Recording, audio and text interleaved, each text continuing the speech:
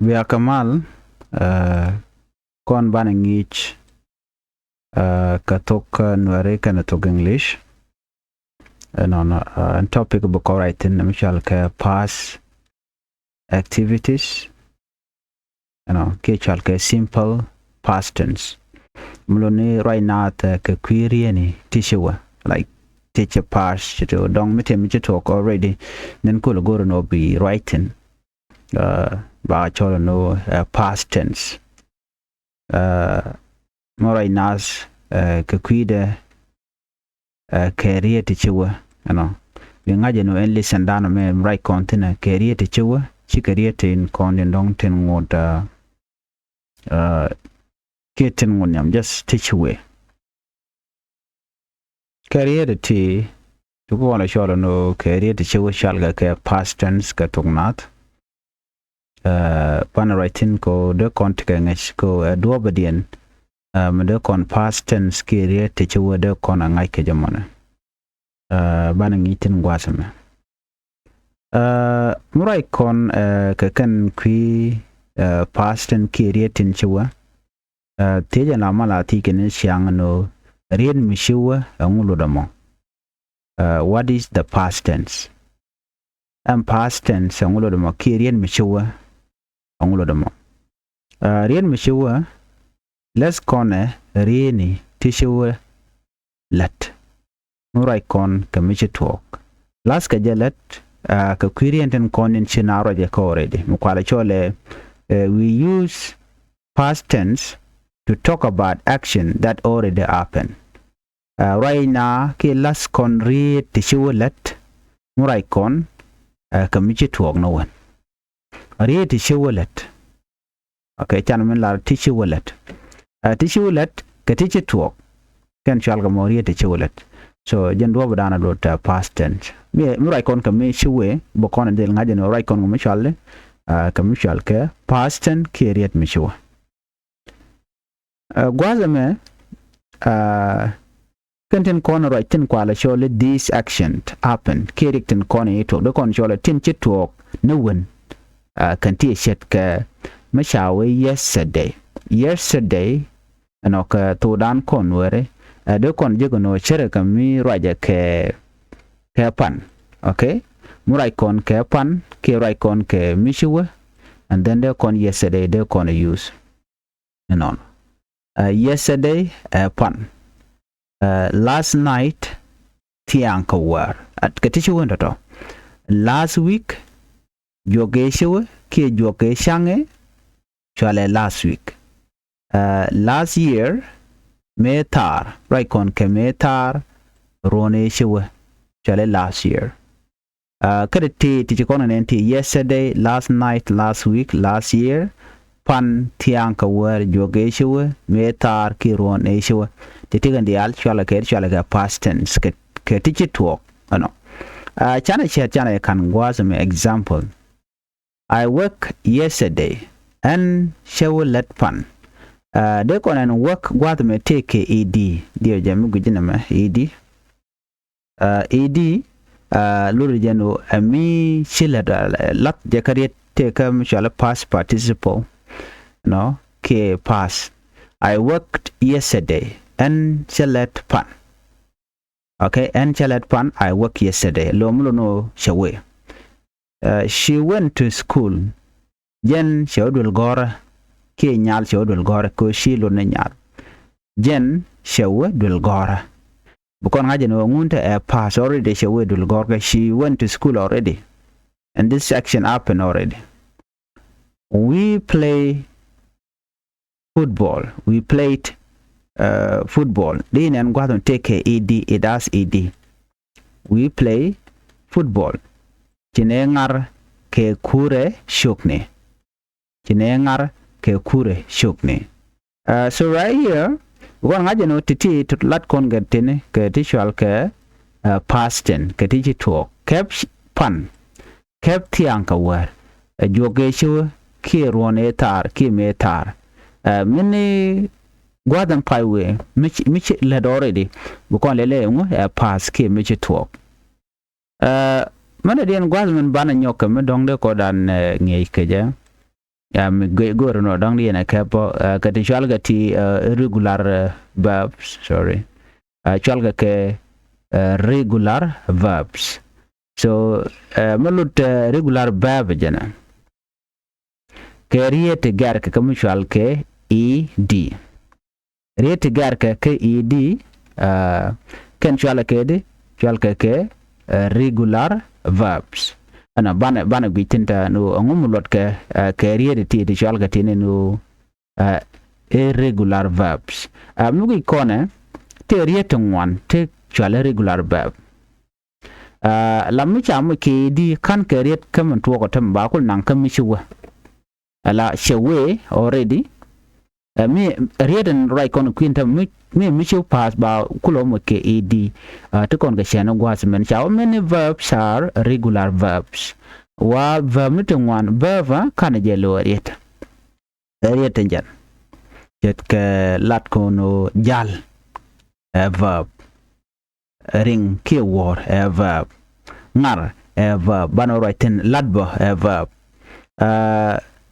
to make them past tense miger kon ke karwaj mishuwa ba ka moy ka mishal ke ed nangri ni kariyeti shuwa ajan ma jan lot kon jen shal ke regular verb bano write ka mishal ke regular verb later but for now let's look at this a regular verb cha kon mo ka chat to kon mo chalele work atama jen a verb already yo mo banang ka past tense ko kon right ne bawo mo ke ed ed me jen yo da mo and verb mo regular verb no wona work cha ed cha la tan ba cholo work it so bala le ngu ba chole regular verb dio shinga der rietin garke ka ed ke rietin garke ka pass chanaben alanin work loden ni lat ka kon ka tung na de kon cholo no lat mun nan kone ka pass ke michiwe banay nangde chelet already chelet jalodamo play jalo played ngar verb mun nan kone ka past tense ke ka regular verb banay nangde changar watch me lo no gwich chegwich mishiwe muradiana me clean malo de katong nat chala poch michi dwar che poch chala clean ki magwa poch clean it che poch michi dwar che jaga che jaga wich manan kona ka do nurieni men kwala chol sentences bana jojo gwas me do vrieni bukon manyamnen I worked all day wangdu ala te ka verb me verb bi ed bi nenten teten gwasamo an ed mo nyo jeno past kit right kon ke regular verb ku ko lam ye ka sentence ki ka do breeder I worked all day and shalet ka chang kelu shalet me past regular verb shalet work it they played football okay de konanen regular verb ken shika ngar ke kure shungni shika ngara me past ken yen kwala chole regular verb ne okay they watched TV last night ken shika ngar ke TV tiango no shika guch ke TV tiango jen che guch ke TV tiango ko shi badil chole jen shi lod na nyal I jen wut ke dol michalar it kwai ke side ba chole it she watched TV last night nyal che guch ke TV kujamo che gujame bukone chole regular verb one pingwa samene mishi regular verb chi ngach bim dadian me mishal ke irregular verbs batiaka long cause then the same thing they control opposite doing regular verb kwadaman okay irregular verbs creating shi ed less than ed shalet ka career shal ka ti irregular verb irregular irregular irregular verbs retin shed shikalatin. Some verbs are irregular. Usually some tarini wakungu ke irregular. Verb tin shed shagalatin mananga ka past tense ke nanga ka kariyad mishiwe no tangrini shiken ed gor jalot kuma kwazme. They do not use ed. You must learn them by memory. Nginiro du keke ko bikang ke charo ki do dande ngai keja. Okay. Dong di mi kon larne no work shi kon lel ke ed work it. Ki play it and then total ke regular so bi nganje be ed bajat. But gwasan goro jen wo bro be remember to shal ke ti irregular ke reading content cha ed charlatan. To kon ke shat gwasame ko kon shole example.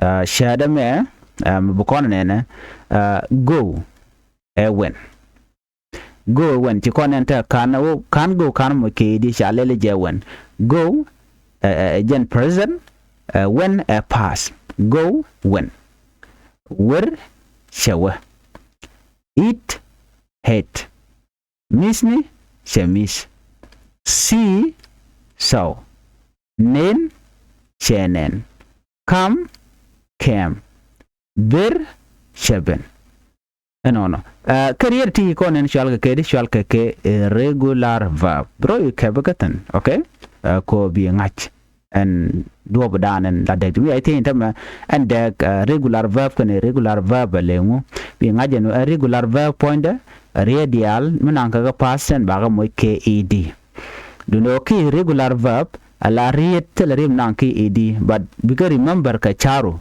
you must just learn them by memory. Okay? I should go when, where, shower, eat, hit, miss ni, shemis, chalice, so, nen, shenen, come, came, bir, sheben. So no, bro shungi kake. Manang kon ka sentence contain chal ke moi regular verb, regular, okay? Verb gwazmande kon chal no, ki written content chamo ke di. I went to work. And showelet. When guadme already chikon ngaje no pass. Past tense of go. Ka regular. I went to work and showelet. He ate breakfast. Jen shamit ka kwan ron wang. We saw a movie. Chine movie nen. Okay, no bi ngaje no tialati ke tishal kede ke regular ke pay kon right ten tama bedeg den bi ngaje gwa ko do dande ro ngi keke ko ken goke chan mo right ke talking about yesterday ka kon virtual kon ede pan right ke kwi shang e pan right ke kwi shang e pan la shang mchiwe mo right kon ke kwide. Now let's talk about yesterday. And tema chana right ke kwi shang epan. To kon ga shared example. Yesterday I woke up early. Pan and sharoda jech ne poda. Yesterday I woke up early. Pan and sharoda jech ne poda. I went to work or school. I went to work. I went to school. And shawu gwa lat kie and showdul gore diri la no kotungnat. I went to work or I went to school and show gwalat kie de la no hen showdul gore. I came back home in the evening. I came back home in the evening. And shwa lunjok cheng katiang and shwa lunjok cheng katiang. I slept at 10 p.m. and shwa toj ka tak well. I slept. Guadame pass already. Chirmangai corner. Came bo pass. Mangai corner. When pass. Ngai corner. Woke up. Ki woke a check. Like chirake woke up. But I also woke up. Ko charge gar. Ka past ten. And on. Katung na de kona woke up. De kona road. Sharo de jet. Charo you mean that already charo jet. Michi kon when jen shower. I went shower. I came back. Shua lunjok, like you already come back. Shua lunjok. I slept at 10 p.m. I slept ki sleep makarwada. Shua torch. Lumji torch already. No. So to konenti ke mutual ke talking about yesterday. Michi talk pan ko buko tenga ikadak regular verb kene irregular verb ki bi ngajeno mich la past kene mi cha past tense. Na me da la student practice no mingi jerodo. Okay, now it is your turn and tama a jin way de kolar no your turn ko de roding it. Answer this question loitinity. Okay, what do you do yesterday? What do you do yesterday? Sorry, what did you do yesterday? Sorry for that.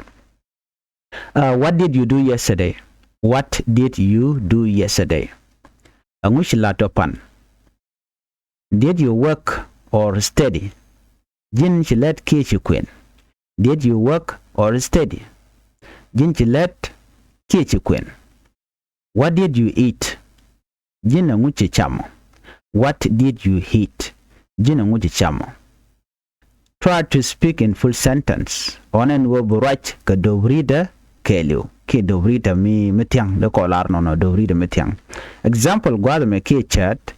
Yesterday I work and I eat at home. De kolar odi pan.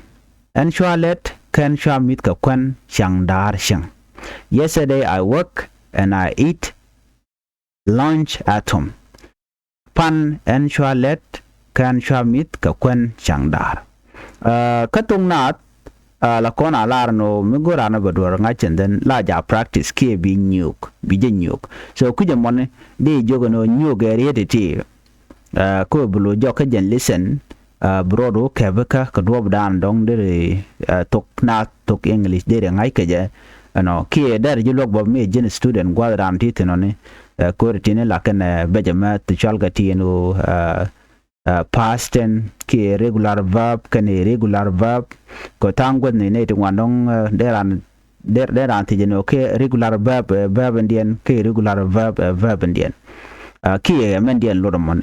So men go rab kan gwas me past tense roache kemichelat alache we already. We use past tense to talk about action that already happened.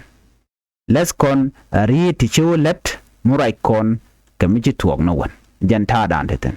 Murai kemichi tuok bidir ngajenodi chwale past tense. And then chana right kemichi tichal kati regular verb. Regular verbs create and contain retamaka kwala garka kapan ki kamishiwa. No. Create garka kame pan bari da ti kana kwala gar kame pan ki ka past tense la ka moye kamishale ed ba letter ed e kana d akan ba use on cha kon ju mo example go shit ka work cha kwiri cha mo kan ke ed ba chola work. So go kwije mo bari da me enemy si ed shi nenten chola regular verbs na mo chi ko right men do en gwa cha right ke chola ke regular verbs sente. Regular verbs, irregular verbs can carry tin sha ed sha ed ke shikan ed shikan agor. You can't chat you mun gwadam go mishala wir go magarja ka pass shale when no when shawe katungna shawe ano mishiwe ke mishi to already again. So bititi bi kap korodo kel ano de ka gwa lon kaji medong nyogo ka nyok de jen student mo ki jara mo go don de tok nadu ki tok English der ja update de mo todo me der jilwak bana le jek gwasen be chuje projeno jin bi language school bi support no bana jek ka ngi dodien.